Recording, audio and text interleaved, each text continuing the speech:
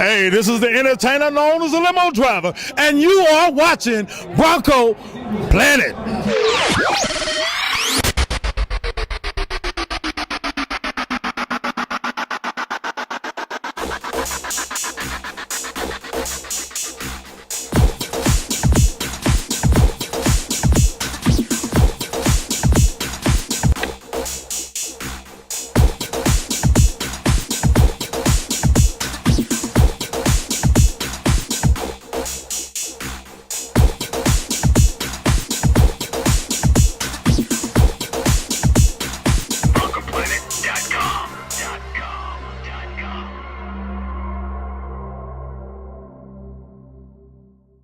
Well, hey there, Bronco fans. It's Danny here from Bronco Planet. We got the bye week in effect, and to be honest with you, I'm feeling pretty squirrely. So what do we got going on? Well, we got our beloved 1-4 Denver Broncos heading down to Florida to take on the 0-5 Miami Dolphins and what I like to call the battle of the meh. How did we not get tickets to this game? I think somebody would have called Sacramento or Elway or Ellis and said, how's about a little something, something? You know, I have never ever witnessed in my life a homecoming game at the NFL level, but that's exactly what Tim Tebow is going to down there in Florida. $50 says he's named the homecoming king. Well, it seems that the Miami Dolphins decided to honor the Florida Gators national championship from 3 years ago on the exact same weekend that Tim Tebow just happens to be making his NFL debut in 2011. What a coinky-dink. You know, life just seems to be one coincidence after another. I mean, come on, Miami. If you want to put people in the seats, then let's just put a good team together, and that'll put people in the seats. A word of advice to Jeff Ireland, the GM down there in Miami. Put down that GM for Dummies book and put together a team. You know what I bet this is? I bet this is Jeff Ireland's way to woo, said Timmy Tebow, to ask Denver for a trade down to Miami, with the promise that every week it'll be Florida National Gators National Championship Week from 2008. It's awesome.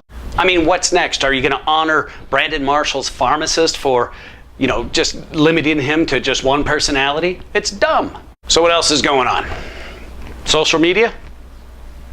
Well, it's no secret that I kind of have a love-hate relationship with social media. And with 2 weeks, with the bye week and a trade deadline in the mix, things have just gotten way out of hand. Found myself sucked into the vortex of bullcrap headlines like, Brandon Lloyd says, F you, Denver, and trade me to a team with a worse record than ours. He said that. Or the one about Eddie Royal and Kyle Orton threatening Denver, saying, so help me God, if you don't trade me, I will not play up to my salary expectation. Did you hear the one about Tim Tebow being arrested down at Shotgun Willie's with 72 non-versions and a book of the Koran? It was on Twitter, so it must be true. All of these stories are obviously untrue. It was probably just some dumb idiot who lives in his mother's basement all hopped up on strawberry wine and wiener pills coming up with all this stuff. I don't know, it just came out. It's all true, because Twitter and Facebook and MySpace, is that still around? Said so. Well, speaking of strawberry wine and wiener pills, just when you got that image of the Parrish Cox experience out of your head, along comes this. Ryan McBean arrested last weekend for stalking. Stalking what? A ham sandwich? No details were released about the incident, and McBean's attorney Harvey Steinberg, isn't he he's like the attorney to the Broncos, right? Well, Harvey said this in a quote. We will defend these allegations vigorously. They're completely unfounded. And when Ryan is vindicated, we will make ourselves available for him to essentially countersue. Unless, of course, his check bounces or he strikes a deal with the plaintiff. Settling? Now, did I make that last part up? You bet I did. Now, hang on a second. I got to get that on Twitter here, so just give me a sec. All right, let's transition off the police blotter and let's talk about some more football here. So what can we expect when the Broncos take on the Dolphins? Well, we got rid of Brandon Lloyd, who was only the best receiver in the league last year, so, he probably wouldn't make a difference anyhow. He was nothing but a cancer on this team, and blah, blah, blah, blah, blah, blah. What do you mean that sounded sarcastic?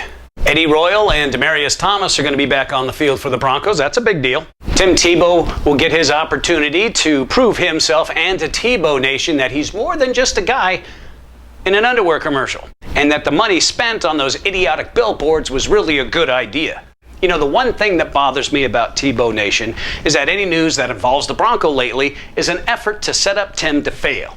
Here's a good for instance. They sign a safety after Lloyd takes off, and that is an effort to undermine Tim Tebow and set him up to fail. It's true! Eron Riley gets signed by the Jets off our practice squad, and that's setting up Tim to fail. Sports Authority of Field announced that they are going to up the ratio of pork in their hot dogs to a 50-50 beef-pork ratio, and all of a sudden Fox and Elway are setting Tim Tebow up to fail.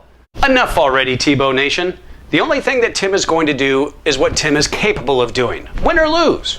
The one thing that you can count on is that Tim Tebow is going to leave everything on the field. And if Tim just happens to be the reason that the Broncos lose in Miami, then blame Tim. You know, Tim is a big boy, and Tebow Nation, you don't have to have Tim's back if he goes out there and throws 2 pick sixes and fumbles the ball like 12 times. Remember, what's good for Kyle must be good for Tim. What?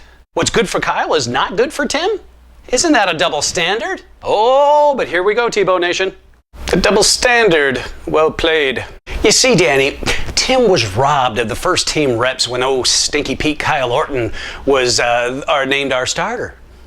That's why he did what he did. Which leads me to believe that Tim Tebow did nothing for the past year and a half other than just stand on the sidelines, holding a clipboard, not taking any hikes, not throwing any passes, just working on his next memoir. Danny, the reason Tim Tebow fumbles the snaps from J.D. Walton is because the CBA. I love this next one. Danny, Tim's accuracy can be attributed to John Elway going to see a voodoo doctor who put a hex on him so John Elway could then draft Andrew Luck in next year's draft. You know, the bottom line to this whole thing is that Tebow is still young, and he's going to make mistakes. That's a given.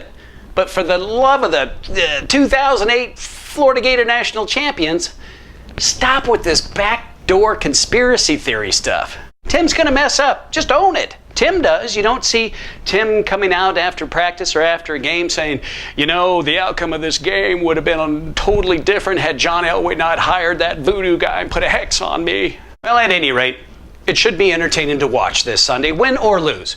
Let's be honest, we're a 1-4 ball club. At this point, that's all I want. Entertain me. After the game, I want to know that all the players left nothing out there on the field.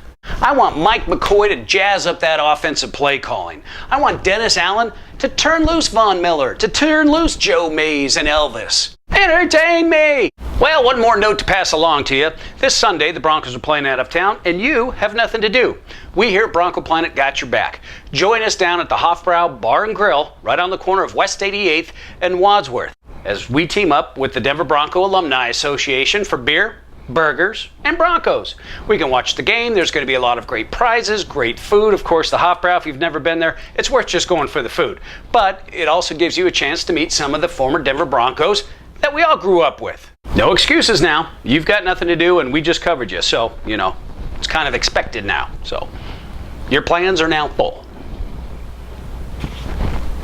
So with all of that said, there's 2 things that are very obvious. 1, I really hate bye weeks, and 2, I need to get back to that strawberry wine and wiener pills.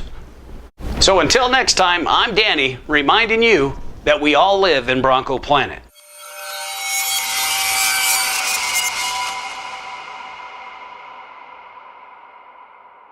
May cause dizziness. Do not drink with strawberry wine. God. Well, this ain't so bad. Get legal on the phone and have them call Tebow's people. I want to patent this. I'm gonna call it the T-boner.